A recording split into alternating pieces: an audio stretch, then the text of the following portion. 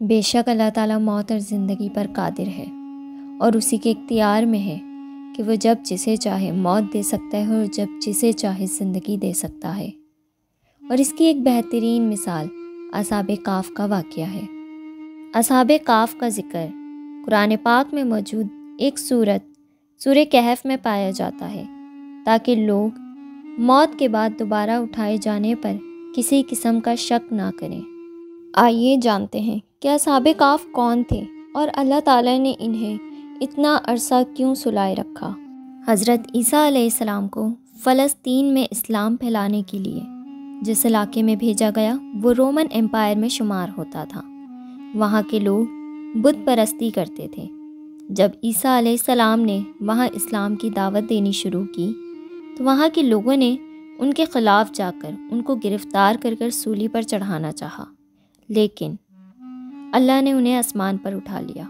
بے شک اللہ اپنے بندوں کی حفاظت خود کرتا ہے۔ اس کائنات میں کوئی شے تمہیں جب تک نقصان نہیں پہنچا سکتی جب تک اللہ کا حکم نہ ہو۔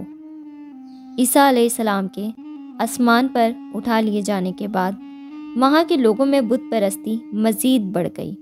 اس دور میں وہاں جس بادشاہ کی حکومت تھی اس کا نام دقیانوس تھا۔ وہ بہت ظالم تھا۔ اس کی حکومت میں جو شخص بت پرستی نہیں کرتا تھا وہ اسے قتل کروا دیا کرتا تھا۔ اس بادشاہ دقیانوس کے دربار میں کچھ معزز درباری بھی موجود تھے جو ایمان والے تھے، جنہیں اصحاب کہف کہا جاتا ہے۔ اس بت پرستی کے دور میں یہ لوگ ایمان والے تھے اور بت پرستی سے بچنا چاہتے تھے۔ جب انہوں نے دیکھا کہ یہاں ان کی ایمان کی حفاظت مشکل ہے تو یہ بادشاہ کے دربار سے بھاگ گئے اور قریب ایک غار میں اپنی حفاظت کے لیے پناہ لی۔ قرآن میں آتا ہے کہ ان لوگوں نے اس غار میں اپنی پناہ کے لیے اللہ تعالیٰ سے دعا کی، اے پروردگار، ہمیں اپنے پاس سے رحمت عطا فرما اور ہمارے کام میں ہمارے لیے راہیابی کو آسان کر دے۔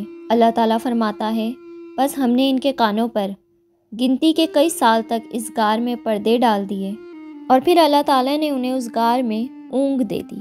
اور کہا جاتا ہے کہ اصحاب کہف وہاں کم و بیش تقریباً 300 سال تک اسی حالت میں سوتے رہے۔ 300 سال تک کسی شخص کا سوتے رہنا ہمارے لیے ضرور حیران کن بات ہے، مگر اللہ کے نزدیک یہ کوئی بڑی بات نہیں۔ بے شک وہ جو چاہتا ہے کر سکتا ہے۔ سورہ کہف کی آیت نمبر 18 میں اللہ فرماتا ہے، آپ خیال کرتے ہیں کہ وہ بیدار ہیں، حالانکہ وہ سوئے ہوئے تھے، خود ہم ہی انہیں دائیں بائیں کروٹیں دلایا کرتے تھے۔ قرآن میں آتا ہے کہ ایک بہت بڑا کتا ان کی حفاظت کے لیے غار میں موجود تھا۔ وہ جتنا عرصہ سوتے رہے کتا اللہ کے حکم سے ان کی حفاظت کرتا رہا تاکہ کوئی ان تک پہنچ نہ سکے اور نہ انہیں نقصان پہنچا سکے۔ کہا جاتا ہے کہ دقیانوس بادشاہ نے انہیں تلاش کروانا شروع کر دیا اور ایک دن اسے خبر ملی کہ اصحاب کہف نے ایک غار میں پناہ لی ہے، تو دقیانوس نے حکم دیا کہ اس غار کو باہر سے بند کر دو تاکہ یہ لوگ اسی طرح اندر مر جائیں۔ جس شخص کے سپرد بادشاہ نے یہ کام لگایا وہ رحم دل تھا۔ اس شخص نے اصحاب کہف کا پورا واقعہ اور ان کی تعداد، ان کے نام سمیت ایک تختی پر لکھ کر تانبے کے ایک صندوق میں رکھ کر غار میں محفوظ کر دیا اور تختی کا ایک اور نقشہ دربار کے خزانے میں محفوظ کر دیا تاکہ جب کل کو یہ غار کھلے تو لوگ اصحاب کہف کے واقعے سے واقف ہوں۔ وقت گزرتا گیا، حکومت بدلتی گئی، فلسطین میں اسلام قائم ہو گیا اور پھر وہاں ایک رحم دل نیک بادشاہ کی حکومت آ گئی جس کا نام بدروس تھا۔ لیکن اس کی حکومت کے دور میں لوگ پھر سے بت پرستی میں پڑنے لگے، تو اس بادشاہ نے اللہ سے دعا کی کہ اے میرے رب، انہیں کوئی ایسا معجزہ دکھا جسے انہیں یقین ہو کہ تو ہی قادر ہے اس کائنات پر اور تیرے سوا کوئی معبود نہیں۔ بادشاہ کی دعا اللہ نے کچھ یوں قبول کی کہ غار میں اصحاب کہف کو اونگ سے بیدار کر دیا تاکہ دیکھنے والوں کے لیے وہ نصیحت بن جائیں۔ بے شک اللہ کے ہر عمل میں کوئی نہ کوئی مصلحت ہوتی ہے۔ قرآن میں آتا ہے کہ اسی طرح ہم نے انہیں جگا کر اٹھا دیا اور وہ آپس میں سوال کرتے ہیں کہ ہم کتنے وقت یہاں سوئے تو ان میں سے ایک کہتا ہے کہ شاید ایک دن یا آدھا دن، جبکہ وہ ایک لمبا عرصہ اس غار میں سوتے رہے تھے، جس کا درست علم اللہ ہی کو ہے اور اس کے سوا کوئی نہیں جانتا۔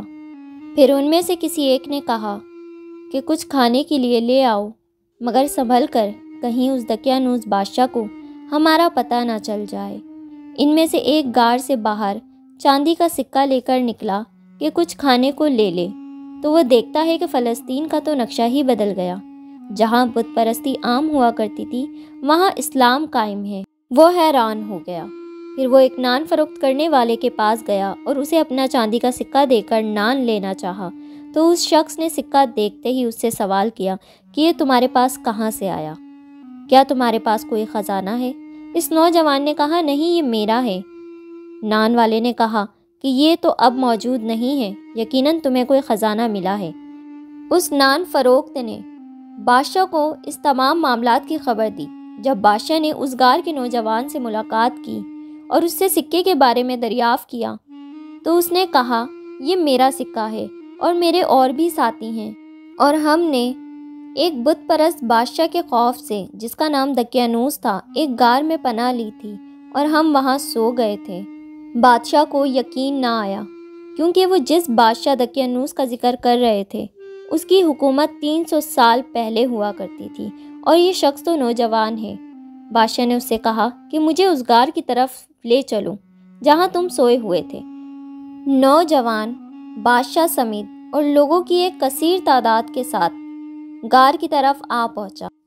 لوگ اصحاب کہف کو اس غار میں دیکھ کر حیران رہ گئے، اور اصحاب کہف نے بادشاہ سے ملاقات کر کر اپنی پوری کہانی بیان کی، اور وہاں انہیں وہ تختی بھی ملی جس میں اصحاب کہف کا پورا واقعہ موجود تھا۔ بیدوش بادشاہ نے اسی وقت سجدے میں گر کر رب کا شکر ادا کیا کہ اللہ نے اس کی دعا قبول کی، اور رب العزت نے اسے ایسی نشانی ظاہر کر دی جس سے موت کے بعد دوبارہ زندہ ہونے پر ہر شخص کو یقین ہو گیا۔